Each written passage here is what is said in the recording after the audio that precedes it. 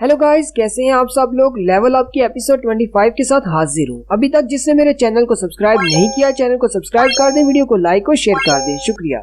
Last episode के and पे हमने देखा था डांगसू भी वहीं पर आ जाता है जहाँ पर रेड गेट ओपन हुआ है। व्हाइट टाइगर गिल्ड के मास्टरों से देखकर ज्यादा खुश नहीं होते। व्हाइट टाइगर गिल्ड के मास्टर यूनहू से कहते हैं, तुम यहाँ पर क्या करने के लिए आए हो। डांगसू से कहता है, मैंने कहा था कोरिया तो वाकई में एक छोटी जगह है, मुझे नहीं लगा था कि तुम भी यहाँ पर होगे। मैं तो यहाँ पर अपने काम के सिलसिले में आया हूँ। गिल्ड मास्टर बहुत ज्यादा गुस्सा हो जाते हैं और साथ ही उनके बालों का कलर भी चेंज हो जाता है। मास्टर उसे कहते हैं, मैंने तुमसे सवाल पूछा है, उसका जवाब दो। तुम तो अमेरिका चले गए थे, तुम यहाँ पर क्या कर रहे हो, और वो भी व्हाइट टाइगर गिल्ड के एरिया में क्या कर रहे हो। डांगसू भी हंसते हुए उससे कहता है, क्या ये व्हाइट टाइगर गिल्ड का एरिया है, तो फिर मुझे भी तुमसे एक सवाल पूछना है। क्या वो हंटर संग जिनवू, क्या वो तुम्हारे गिल्ड का मेंबर है, या फिर तुमने अभी अभी उसको रिक्रूट किया है। क्या सोचकर तुमने ऐसा किया। यूनहू उसे कहता है, तुम किसके बारे में बात कर रहे हो। डांगसू से कहता है, मैं उस ई रैंक के हंटर की बात कर रहा हूँ जिसका नाम संग जिनवू है। गिल्ड मास्टर को याद आता है कि मैनेजर आन ने उसे बताया था कि एक ई रैंक का हंटर जिसका नाम संग जिनवू है वो अभी अभी इस गेट के अंदर दाखिल हुआ है। गिल्ड मास्टर यूनहू कहते हैं, आखिर इसको उससे क्या काम हो सकता है। डांगसू आगे बढ़ता है और रेड गेट पर हाथ लगाते हुए कहता है, ये तो बहुत ही बुरा हुआ, ये तो एक रेड गेट है। नेक्स्ट सीन फिर से डंजन के अंदर का होता है। जिनवू उस लड़की से कहता है, मुझे भी तुमसे एक सवाल पूछना है। तुम सब लोग यहाँ पर न्यू रिक्रूट्स हो जिनके पास ज्यादा एक्सपीरियंस नहीं, लेकिन तुम सब लोग इतने शांत क्यों हो। वो लड़की जिनवू से कहती है, व्हाइट टाइगर गिल्ड में हमें सबसे पहले जो चीज सिखाई जाती है वो यही होती है कि डंजन के अंदर कुछ भी हो सकता है, हमें कैसे भी हालात हो अपने आप को शांत रखना है। जबकि किम चुल को बहुत ही स्पेशल ट्रेनिंग दी गई है क्योंकि उसने मेन अटैक फोर्स को ज्वाइन करना है। किम चुल अपने साथियों से कहता है, हम लोग दूसरी तरफ जाएंगे, जबकि जिनवू कहता है, हम लोग जंगल के अंदर जाएंगे। किम चुल उन सबको गुड लक कहता है और अपनी टीम को लेकर दूसरी तरफ चला जाता है। जिनवू अपनी टीम के साथ जंगल के अंदर चला जाता है। वो लड़की जिनवू से कहती है, क्या तुम मुझे नहीं बताओगे, क्या तुम वाकई में एक ई रैंक के हंटर हो। जिनवू से कोई भी जवाब नहीं देता। वो लड़की सोचती है, मुझे लगता है शायद एक ए रैंक का हंटर है या फिर इससे भी ज्यादा। किम चुल अपनी टीम के साथ आगे की तरफ बढ़ता है और कहता है, वो सारे तो बिल्कुल बेवकूफ है। उसका साथी उसे कहता है, इस बात का क्या मतलब है। किम चुल उसे कहता है, सामने दरख्त पर देखो, यहाँ पर आइस बियर के पंजों के निशान है। ये सारा जंगल आइस बियर का इलाका है। सिर्फ उस ई रैंक के हंटर के डिसीजन की वजह से वो सारे हंटर्स मरने वाले हैं। किम चुल का साथियों से कहता है, तुम्हें क्या लगता है उस ई रैंक के हंटर को प्रॉपर कोचिंग मिली होगी। किम चुल से कहता है, नहीं, वो सिर्फ एक ई रैंक का हंटर है, कोई भी गिल्ड उसे सिखाने को तैयार नहीं होगा। साथ ही किम चुल हैरान हो जाता है और कहता है, मैं ऐसा सोच ही क्यों रहा हूँ कि वो ई रैंक का हंटर उनका लीडर है, जबकि उनके पास कुछ सी रैंक के हंटर्स भी हैं और एक बी रैंक का हंटर भी है। चलो जो भी हो, वो बहुत जल्दी मरने वाले हैं, मुझे इससे क्या। नेक्स्ट सीन फिर से डंजन के बाहर का होता है। डांगसू कहता है, मैं अमेरिका से यहाँ कोरिया आया इतनी दूर सिर्फ उसे मारने के लिए, और वो एक रेड गेट के अंदर फंस गया है। मुझे नहीं लगता कि अब मैं उसे दोबारा कभी जिंदा भी देख पाऊंगा। गिल्ड मास्टर उसकी बात सुनकर हैरान हो जाते हैं और कहते हैं, आखिर ये सारे लोग जिनवू के पीछे क्यों पड़े हुए हैं। नेक्स्ट सीन फिर से डंजन के अंदर का होता है। किम चुल अपने दोस्तों से कहता है, चलो जल्दी से रेडी हो जाओ, सामने एक आइस बियर है, हमें उससे फाइट करनी है। किम चुल अपनी शील्ड लेकर आगे होता है और उसके पंजे के अटैक को ब्लॉक करता है। किम चुल क्योंकि एक ए रैंक का हंटर है, इसलिए उसकी स्ट्रेंथ बहुत ज्यादा है। बियर का पंजा उसकी शील्ड पर लगते ही उस बेचारे के नाखून भी टूट जाते हैं। साथ ही किम चुल अपने बड़े से कुल्हाड़े को घुमाते हुए उस आइस बियर को मार देता है। सिर्फ एक ही नहीं बल्कि वो 2-3 और भी आइस बियर्स को अकेले ही मार देता है। उसके साथी हंटर्स ये देखकर बहुत ज्यादा खुश हो जाते हैं और कहते हैं, हमारा कैप्टन तो बहुत ज्यादा पावरफुल है, उसने अकेले ही इतने सारे आइस बियर्स को हरा दिया। हमें लगता है कि इसकी मदद के साथ हम लोग इस डंजन से जिंदा बाहर निकल सकते हैं। किम चुल अपने साथियों से कहता है, जल्दी से इनकी बॉडी से गोश्त को निकाल लो, इससे हमें काफी सारा खाना मिल जाएगा, और इसकी खाल को अपने आप को सर्दी से बचाने के लिए इस्तेमाल कर लो। इस तरह हम कुछ दिन तक तो इस डंजन में जिंदा रह पाएंगे। किम चुल अपने ही हंटर दोस्तों की तरफ देखकर सोच रहा होता है, ये सब लोग तो बेकार है।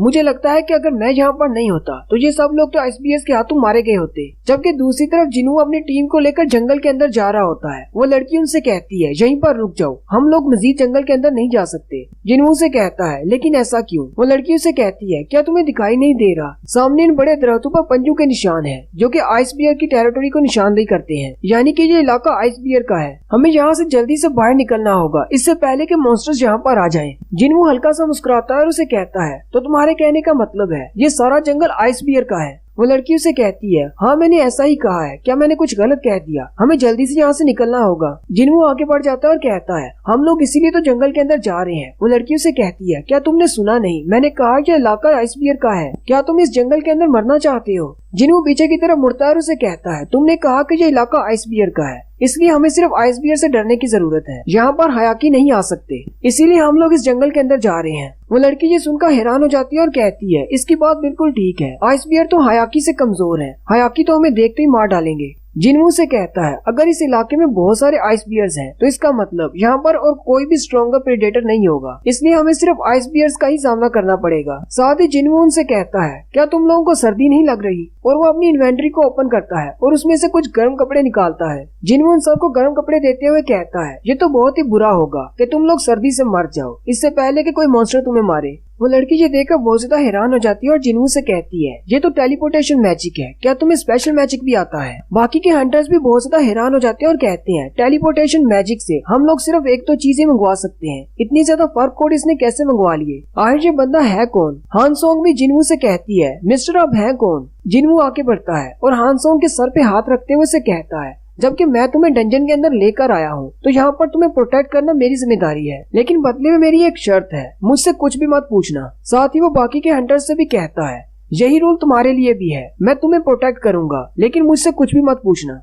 वो भी उन्हें सारी इंस्ट्रक्शंस ही दे रहा होता है कि उसी वक्त एक बड़ा सा आइस बियर उनके पीछे आ जाता है। जिन्हों उस आइस बियर के सामने खड़ा होता है, वो आइस बियर जिन्हों को देखकर घुराता है। वो सारे हंटर्स उस आइस बियर को देखकर बहुत ज्यादा घबरा जाते हैं और कहते हैं, इसने तो कहा था कि यहाँ पर सिर्फ आइस बियर है और कोई मॉन्स्टर नहीं होगा, लेकिन आइस बियर भी तो बहुत ज्यादा पावरफुल है, अब हम लोग यहाँ पर क्या करें? जंगल में आना हमारी बहुत बड़ी भूल थी। वो लड़की उनसे कहती है, मैं इसको डिस्ट्रैक्ट करती हूँ, तुम सब लोग यहाँ से जल्दी से भाग जाओ। उसी वक्त जिन्हों आगे बढ़ता है। वो लड़की उसे कहती है, तुम क्या करने वाले हो? जिन्हों उन सब से कहता है, मैं तुमसे फिर से एक बार कहता हूँ, यहाँ पर सिर्फ मॉन्स्टर्स को मैं ही मारूंगा, तुम सब लोग पीछे रहो। वो लड़की उसे कहती है, तुम चाहे कितने भी स्ट्रॉन्ग क्यों ना हो, तुम्हारे सामने एक आइस बियर है जो कि बहुत ही हाई रैंक मॉन्स्टर है। जबकि जिन्हों ये सोच रहा होता है, इसको मारने से शायद मैं लेवल अप हो जाऊं या फिर मुझे कुछ एक्सपीरियंस पॉइंट्स मिल जाएं। जिन्हों जैसे ही थोड़ा सा आगे बढ़ता है, आइस बियर अपने पंजे से उस पर अटैक करता है। जिन्हों जल्दी से जंप करते हुए हवा में चला जाता है और हवा से नीचे उतरते ही उसके सर में सिर्फ एक ही पंच मारता है और उस आइस बियर का काम तमाम हो जाता है।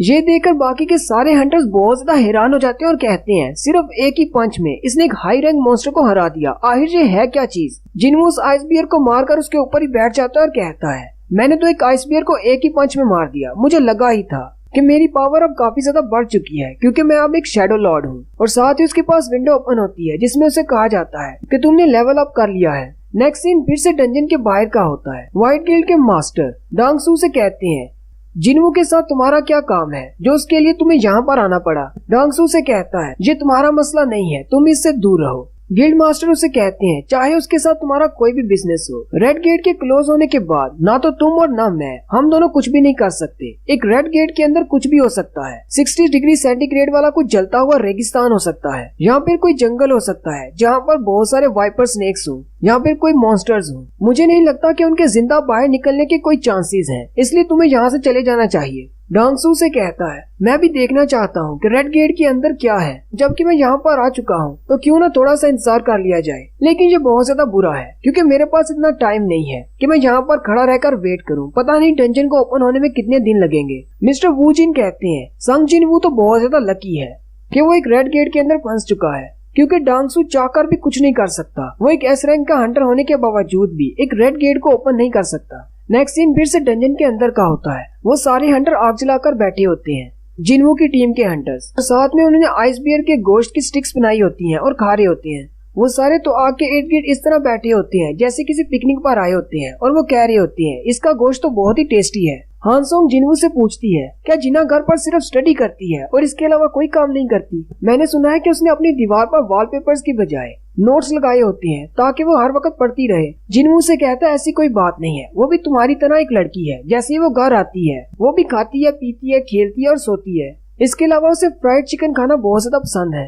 हान सोंग उसे कहती है, लेकिन फिर भी वो स्टडी में बहुत ज्यादा अच्छी है, उसके ग्रेड्स बहुत ही अच्छे हैं। जिन्हों से कहता है, जब हम दोनों छोटे हुआ करते थे तो हम दोनों गेम सेंटर पर जाते थे और गेम्स खेलते थे, लेकिन वो स्टडी में मुझसे आगे निकल गई। साथ ही जिन्हों उठकर खड़ा हो जाता है। वो बी रैंक की हंटर, उसका नाम पार्क ही जिन है। पार्क ही जिन जिन्हों से कहती है, तुम कहाँ पर जा रहे हो? जिन्हों से कहता है, मैंने खाना खा लिया है, अब मैं एक्सरसाइज के लिए जा रहा हूँ। पार्क ही जिन उसे कहती है, गेट के अंदर तुम्हें एक्सरसाइज करने की क्या जरूरत है? जिन्हों से कहता है, अगर मैंने एक्सरसाइज नहीं की तो मुझे पेनल्टी देना होगी। वो सारे हंटर्स उसके पास उनका हैरान हो जाते हैं।